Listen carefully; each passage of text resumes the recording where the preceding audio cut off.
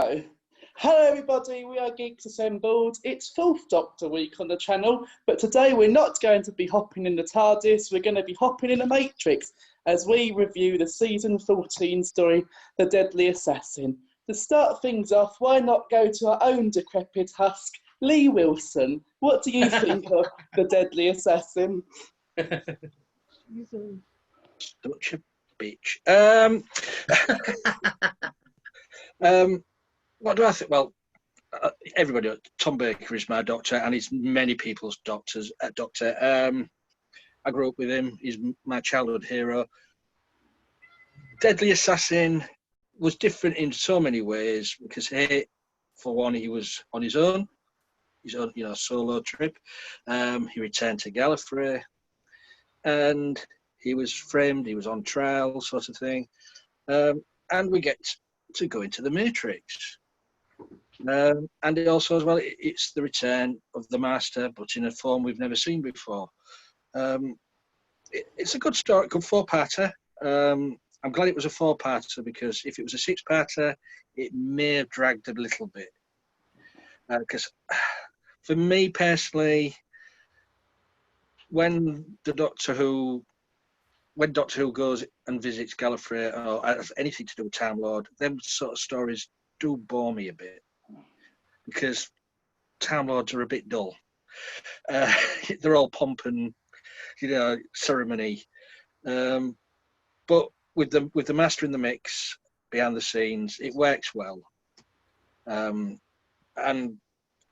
with the scenes in the Matrix, as I say, we've never seen the Matrix before. With the Doctor inside the Matrix, what a brilliant concept!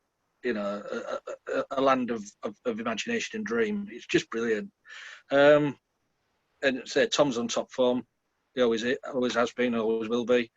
Yeah, I enjoyed it. It was good to sit down and watch this one. I'll go into further details when we get along. But yeah, Deadly Assassin, big thumbs up for me.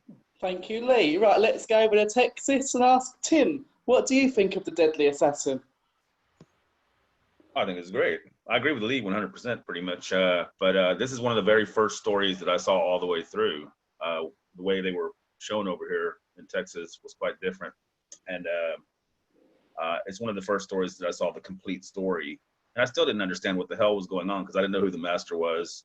I didn't know what was going on in episode 3. I thought it was pretty amazing, though. Years later, when you realize what the story means and how it fits in with everything else, it's very clever, very surreal when he goes into the Matrix, and it's like all these things are happening in his mind. I mean, and he's being chased by somebody in there who I thought at the time was the Master, but it wasn't. It was his henchman, Goth.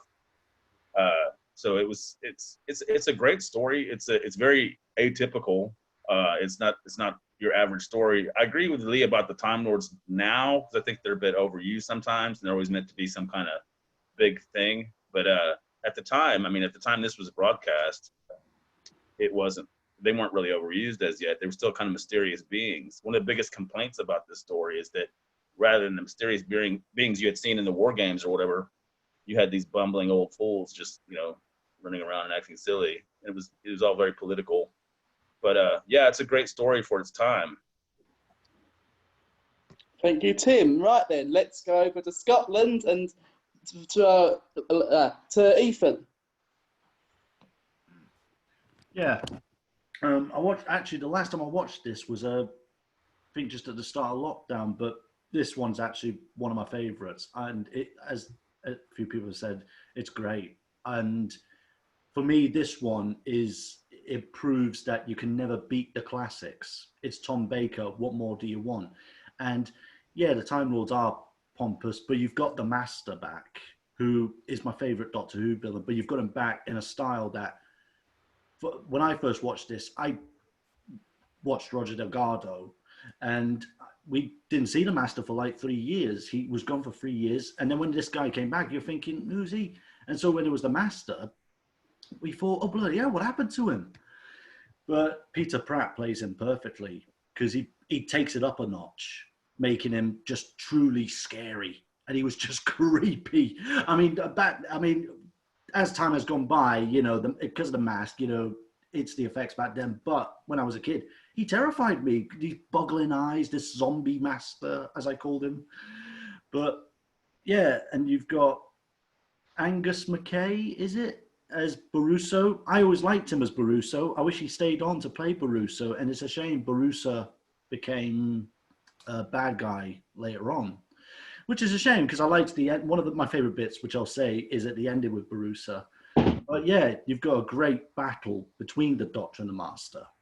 And it's these kind of stories I always liked. And I don't think they've ever touched upon the bit that made it, bleh, I can't speak. The bit I like the most is the fact it's a solo Doctor story. There's no companion. And none of us had seen anything like this done before. But it worked. It worked really well. And I wish they could have done more of these kind of stories. I think we got some to a degree, but nothing ever touched this one where it worked so well. Maybe because it was Tom Baker, but yeah, I enjoyed this. You know, it's always one of my favorites. Great story. And to me, it's one of the quintessential episodes I would say you've got to watch. For me, anyway. But yeah, great story. Thank you, Ethan. Right then, over to Phil. What do you think of this story? Thank you. Yeah, I mean, I remember watching it when it first went out. And yeah, it's a great story. No one's really mentioned Robert Holmes yet. This was completely down to Robert Holmes and Philip Hinchcliffe, of course, responding to Tom Baker's constant nagging about, oh, I can do this on my own, and actually proving that, yeah, you can maybe for one story, but that's probably not something that could have continued. But yes, I mean, it's very atmospheric. It's well directed. David Maloney. I mean, it's the Hinchcliffe years firing on all cylinders, pretty much. And yeah, it's a conspiracy thriller with the Doctor at the heart of it. And the Master just adds that frisson because you don't know it's the Master really until the Doctor does, pretty much. You know, there's nothing to connect him to Delgado deliberately, and so it's quite a shock when you realise that it's meant to be the same character, but they make the most of that, I think, and also don't kill him off. You know, you see, we'll cover that in later on, I'm sure. But yes, very good, stylish, well designed. You know, with the costumes and well directed above all. But yeah, great story. Right, thank you, Phil. Now over to the Craig couch. What do you two chaps think of this story?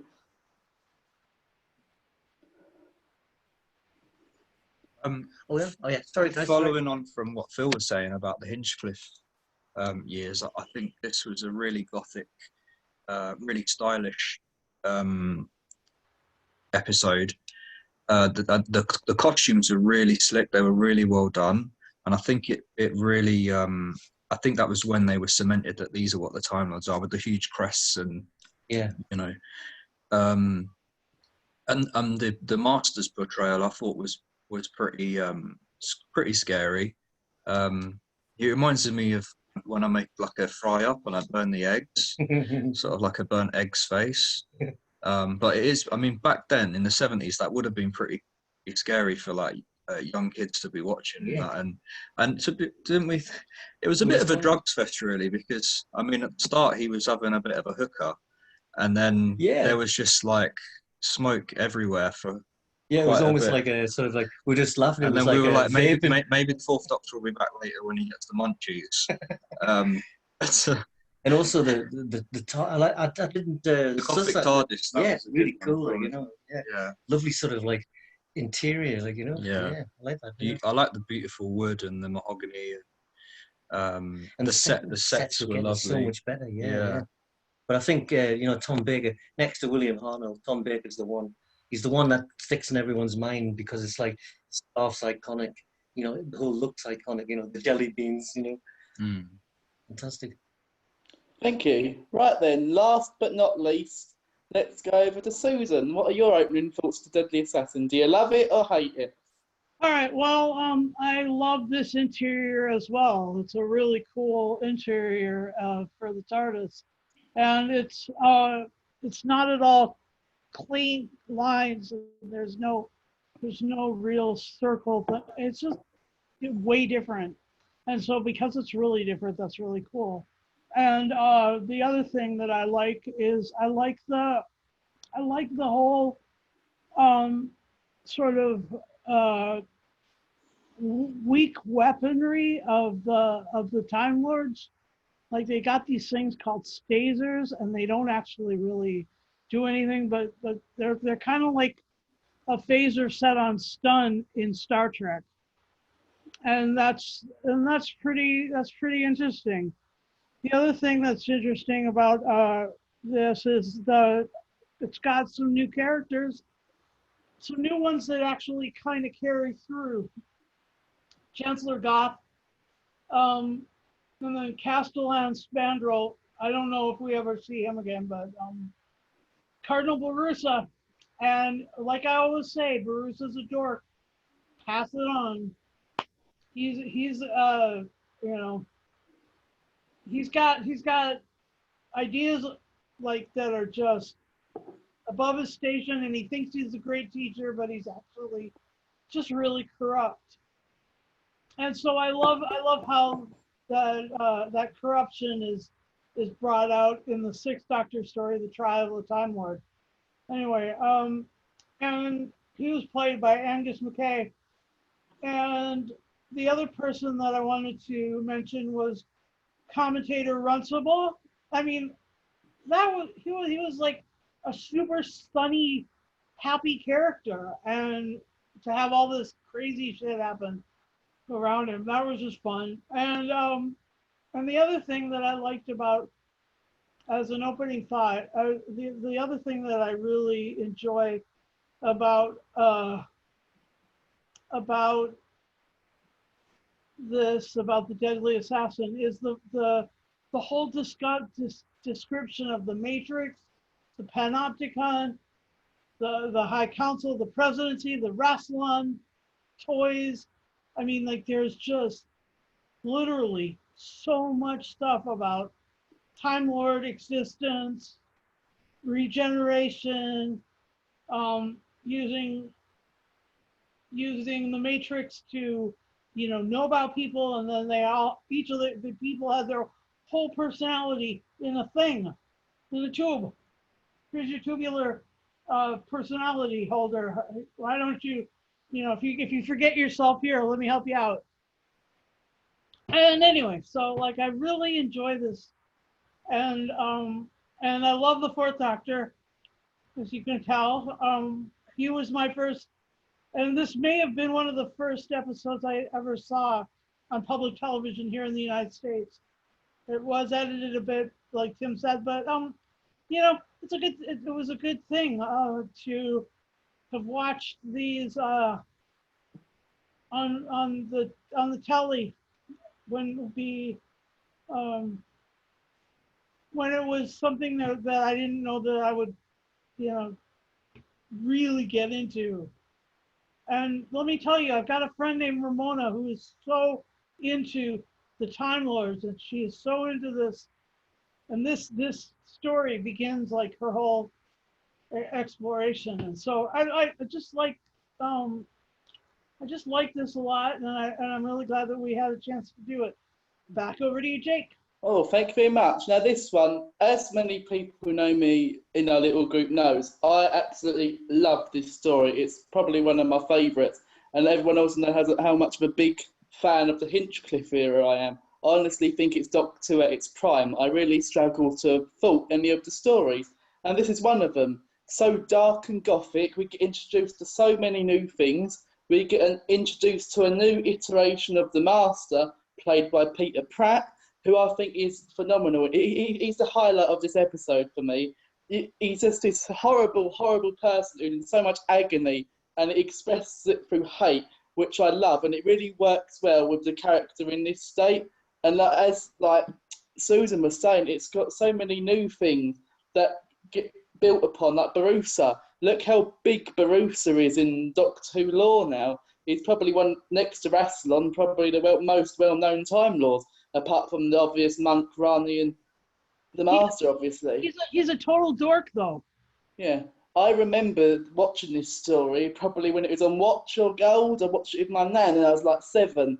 and it's stuck with me since, especially the cliffhanger when Tom gets his foot stuck in the railway. I see why it got so many complaints. How violent was this? You got to see blood, needles, everything. But it's just everything I like about a Doctor Who story squished into one little parcel.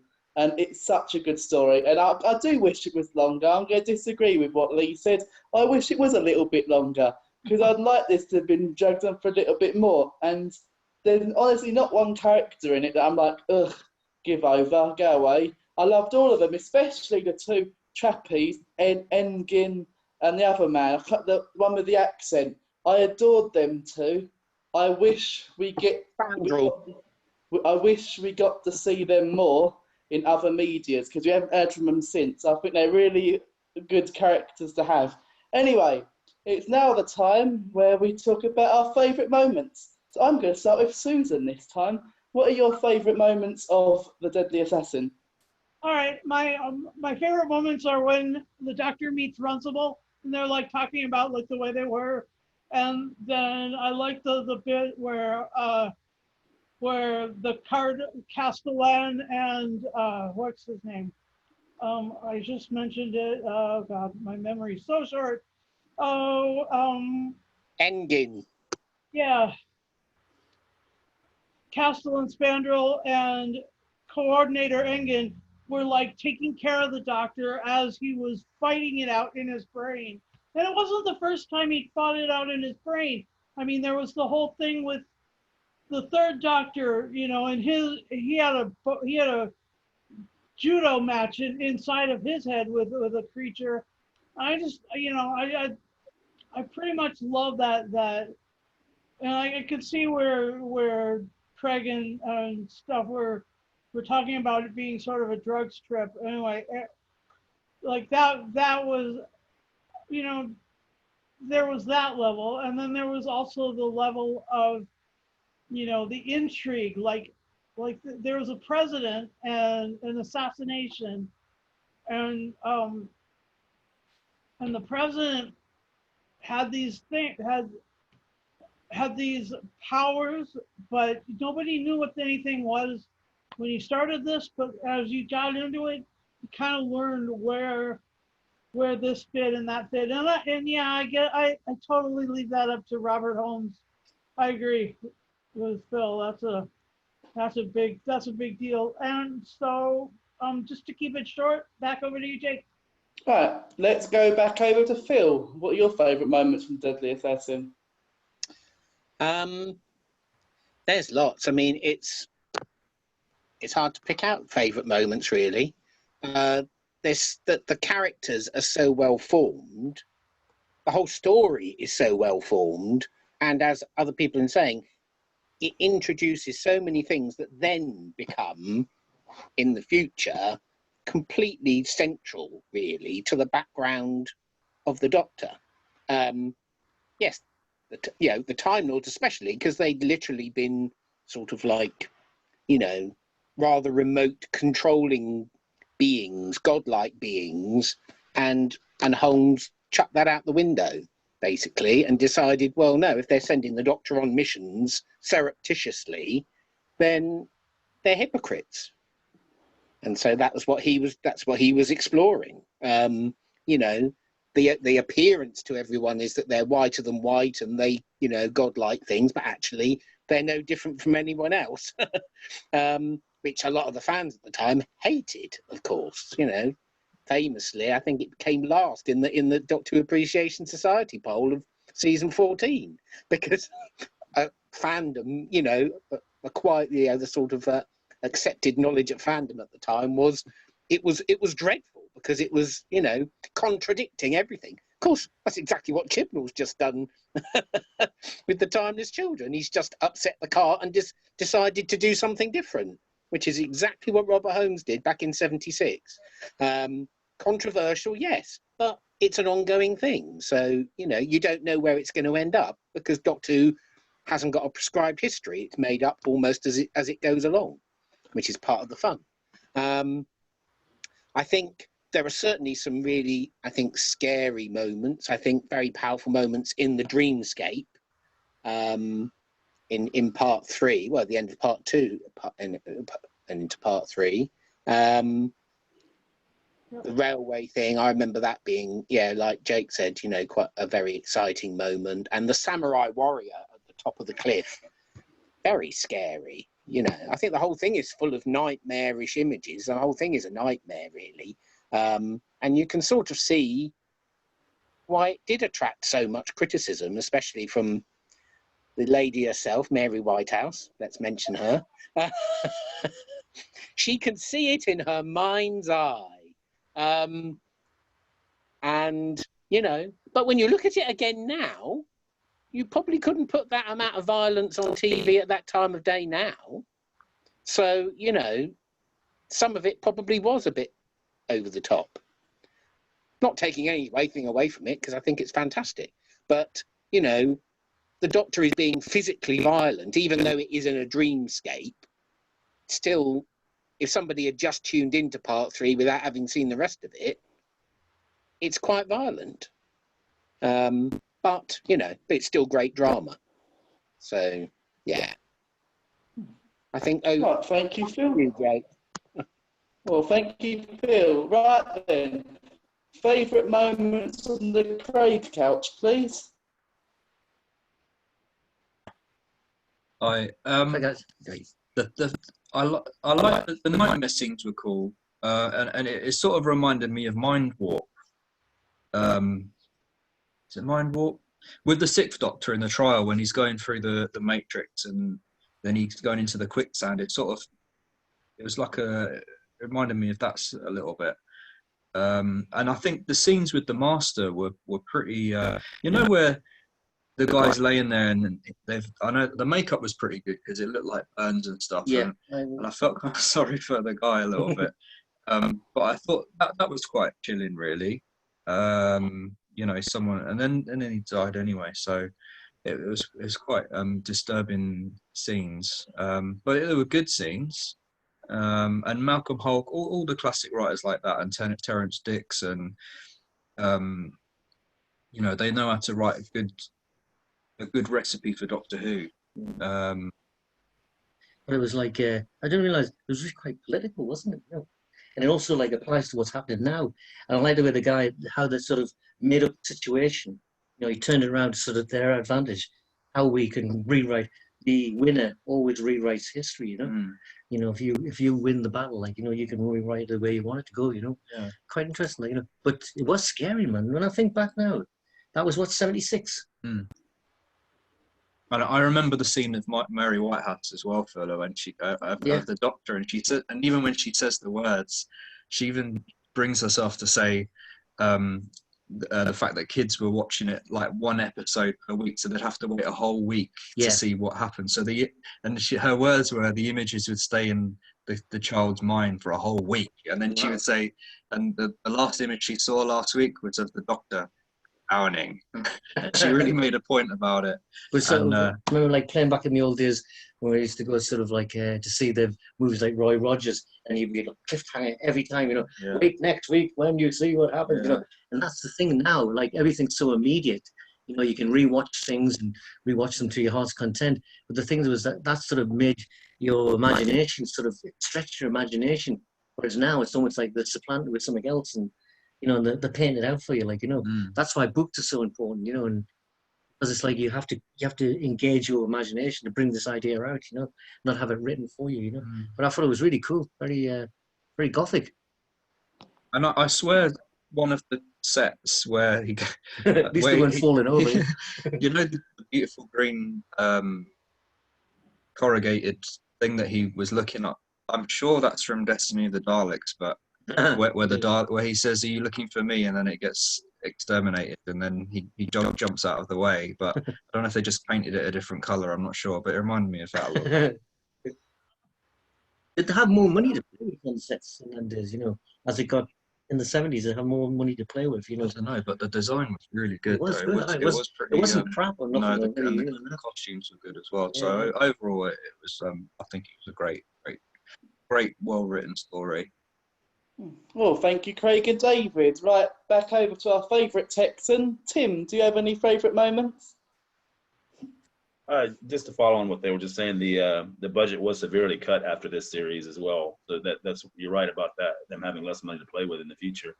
And to follow up with what Philip was talking about, yeah, there was a lot of new lore established in this episode about Time Lords, including the aggravating one of 12 regenerations.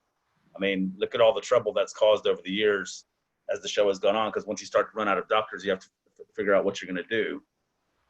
Which happened pretty recently, and I would also point out that I think Peter Pratt is a bit underrated as well, because everybody talks about Beavers, who's excellent, but I mean, he's had so many more opportunities to play the part. I think Pratt was excellent. He's got an excellent delivery of lines in this that just makes him seem insanely crazy.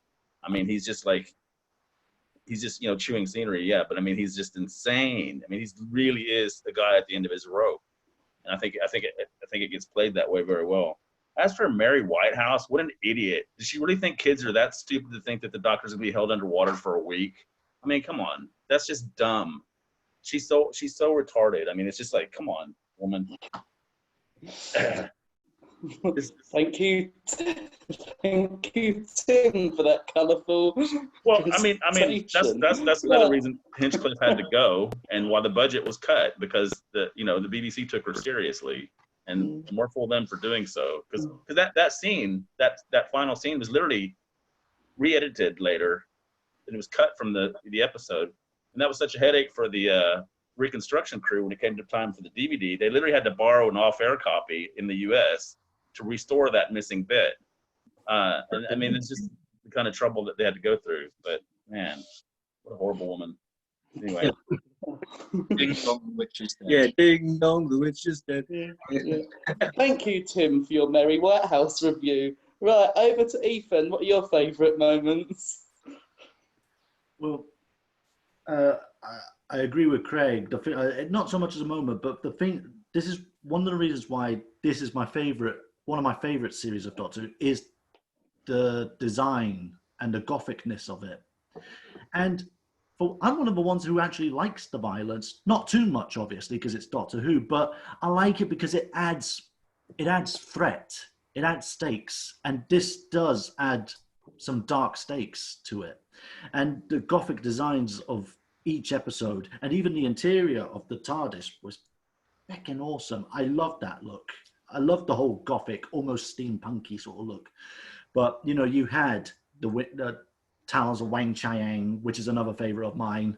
The style of that one, amazing, and all the others that followed. But yeah, I loved Gallifrey's look in this. It's like that dark, mysterious look, and yeah, we get to learn more of the Time Lords, and it does staple the whole regeneration cycle thing, and the Master was on his final life. I'm not going to go into detail like what life and all this, because it's all mumbo jumbo to me. It'll take forever. We'll be old men by then. But if I explain, but Peter Pratt, I thought was brilliant. Every scene he did. I love Geoffrey Beevers, but I think Peter Pratt portrayed the Master being absolutely evil and just filled with hatred better. You could hear it in his voice and stuff. And I wish he came back to do at least one more before Geoffrey Beevers took over. But, what we got was a great moment for the Master and Peter Pratt. So everything he did. There's one bit that I actually laughed at, and I actually thought, really? But then again, I suppose it's a joke, really. The Time Lords were seen as godlike beings, all powerful. You can't take them on, you can't stop them. But then you see them, like, as Phil said, they're not really. They're not far from us, really, to a degree. But then you've got that guy who's doing like a news report, wasn't it? Doing a TV report, and now we see him coming in. I was thinking, what the fuck is this? There was something about that I can't help but laugh all the time. Like, and now we see the Cardinal coming in, and I was like, what? They've got TV shows there? Principal the Fatulant. Yeah, they've got a news report there. TVs. But I always find that funny. The big fight at the end between the Master and the Doctor, that bit's brilliant, where the Master is just now absolutely bonkers as anything, you know, and he's getting all the power from, you know, the Eye of Harmony and stuff. Whole world's going to pot. That fight, I always love it when they do that, when they have a big fist fight between the Master and the Doctor. I love those moments because it is like watching Sherlock and Moriarty or Joker and Batman. When you get these two battling out, really ready to kill each other, it's brilliant. I love that moment. And there was a bit at the end, Barusa's a hypocrite and a dork, and we obviously know he becomes a nasty piece of work later on in The Five Doctors. But I liked the bit it's a shame how I wish he stayed. There was a part of him you think he's probably all right, he could be good. Because at the end, I like the bit at the end when he turns to the Doctor and says, "Oi, Doctor, 9 out of 10." And he has a little smile on him, you know, thinking, you know, you actually were a good student. You know, I wish there could have been more to seen about that, like the relationship, but obviously not. The whole Matrix bit, brilliant. That bit is fantastic. And I'll never forget as a kid, when that samurai appeared and you hear the scream, me as a very young kid, I don't know, was I about 4 or 5 at the time, I went, "Sit!" My mom was like, what would you say? Nothing. Yeah, but that scared the crap out of me. But yeah, that was a... That's why settees were invented, so you could hide behind them. Yeah, I think any could... Yeah, shit. But, you know, that I agree with Craig's friend as well. That's something I wish they kept, was the whole fact you have to wait. I wish, you know, I mean, we still sort of get that to a degree, but not like the classics where you had to use your imagination. Yeah. Does he get out of that? You know, what's going to happen? I miss those days when you did. Yeah. You just had to be patient, and you get to talk to your mates at school saying, "Oh, did you see that? Like, oh, what's going to happen? You know, how's he going to get out of it?" I love those, but no, it has to. These days, we're a generation now that's like, "No, hurry up." Yeah. But you know, those are my favorite moments. Yeah, I actually think. I'm trying to think. Oh yeah, I did like the bit where the Master kills Goff.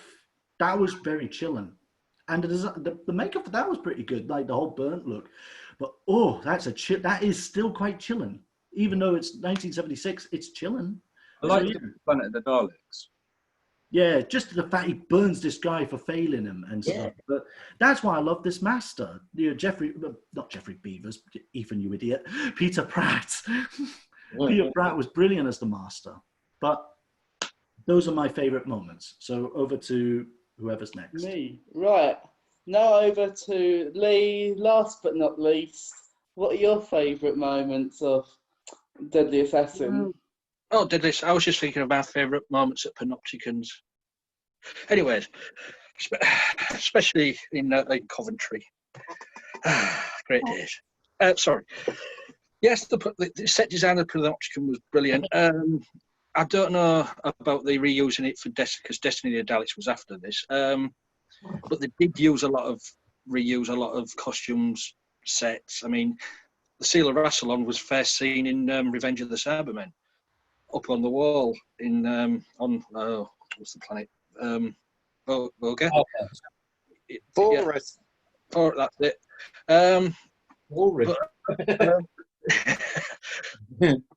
I will say, I don't know why. I know some people might know what I'm going to say. Why the narration at the beginning of the story? I don't know. I forgot to mention that bit. Yeah. I don't know. I hate narration in anything.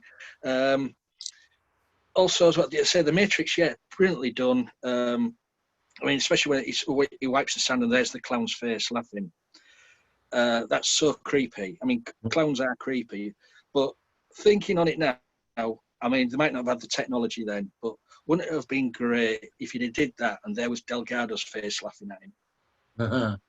That would have been amazing. That would have been just great. a little clip there. Just there would be Delgado laughing, and just a stop, footage. Just it would have been great if they could have done that. But the footage from Time Monster in JNT's time, but I don't think Hinchcliffe was looking that much at the past. I know, but this is just a fanboy, thinking. Yeah. Great. I would have liked that. I would have liked that, like the ghost of Delgado. Yeah, just a little. Well, the ghost of the past master. Yeah, little nod to Roger. talking of the Master, the Time Lords never heard of him. The Time Lords went to the Third Doctor in Terror of the Autons to tell him that he'd arrived on Earth. So I don't know how all Time Lords didn't know who the Master was. To be fair, though, the Master did interfere with the Matrix, so they might have. Yeah, but the Matrix doesn't interfere with every single Time Lord. Uh-oh. But you've mentioned the character Goth, but that's for Bernard Horsfall. Brilliant actor. No longer with us, of course, like most of these actors these days. Playing Goth, he was just superb as when he was on Gallifrey, but when he was in the Matrix hunting the Doctor down, just so creepy and so well done. I mean, he's appeared in Doctor Who a few more times before then. I mean, he was one of the original Time Lord what exiled the Doctor to Earth. So maybe that was Goth, because he was unnamed in that episode. Yeah, it's. I mean, people saying it's so. I think Robert Holmes sort of took inspiration from, is it the Manchurian Candidate? Oh, good. Which they did a lot in those few seasons. All the, Frankenstein, Brain of Mobius, and all like that. They took something from a famous cult movie or novel and made it their own. And this was the Manchurian Candidate. But yeah, as you say, Peter Pratt, awesome actor playing. The mask just adds to it. I prefer the mask to Beaver's facial makeup in Traken, because I'm sorry, but painting lines across your lips and his teeth doesn't work when you're talking out. And it doesn't work. If Beavers had worn the mask in Traken, I'd have been fine. But Beavers is awesome as well. But yeah, I agree. Pratt should have had a second chance in the next season, maybe, or whatever, to play him again. But I can't remember when he passed, so maybe that's why they didn't use him again. I don't know. Yeah, all in all, a damn good story, and I don't agree with Jake. It shouldn't have been longer. Four episodes is the right size for a Doctor Who story. Thank you, Lee. I really like this story, and speaking my favourite moments, I like the bit when you get all the dead Time Lords and you see the Master suddenly get up and grab that man by the throat. Because you don't really see the Master going around strangling people to death. He prefers to be more suave and elegant and shoot them. So it just shows how unhinged this Master is. Because whatever form of expanded media you like to consider canon or not, this is quite recent to the horrific injuries he's just sustained to make him look like the way he is. So he's lost the plot now. He's been reduced to this injured mess with these horrific injuries, and he wants to survive. So he don't care. He don't want to be suave. He's so unlike Delgado because of this torment he's gone through. Because he's probably been burnt or something by someone or something, and it's messed up with his brain. Obviously, he can't regenerate either because he's on his last body. So he's like in agony. He can't do anything. So he's trying to use the Eye of Harmony to try and work a way around that. So yeah, so he's very underrated. I would like to have seen more of him, but unfortunately not with us anymore. But I still do like Beavers as a rejuvenated Peter Pratt Master, whatever media you follow.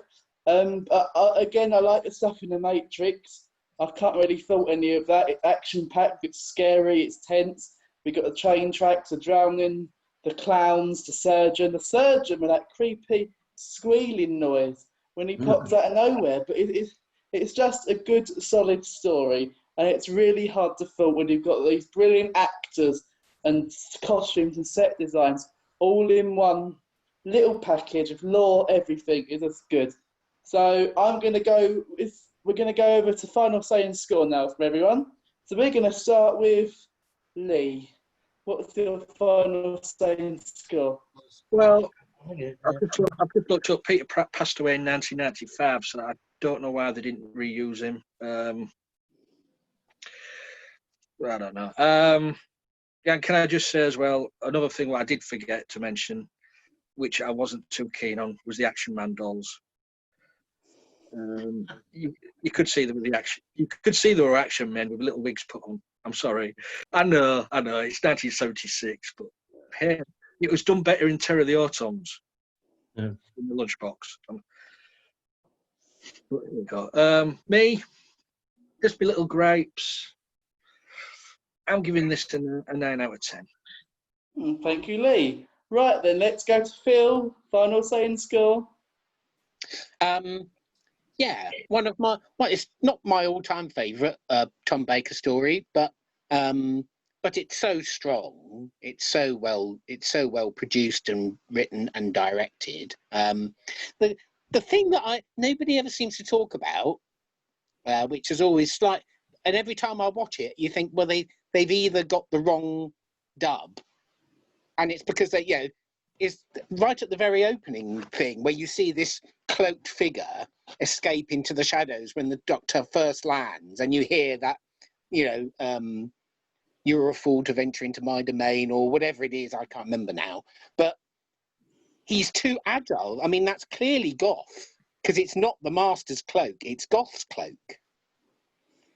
And yet it's the Master's voice that's overlaid over it. And there's a couple of other, it's the same with Runtable's Technician. When you see the shape in the foreground come forward, it's the ordinary cloak that Goth wears. The Master wouldn't have been agile enough to run away. So it's interesting, but you only ever hear the Master's voice or the Master's thing, unless it's part of his control over Goth, that it's like his voice comes through. But it's never addressed. If you look at it again, you can see that it's not the Master's cloak there, it's Goth's cloak. But anyway, I digress. Yeah, great story. I'd probably say 9.5 out of 10. Thank you, Phil. Over to Susan. Final say in score, please, Susan. Okay.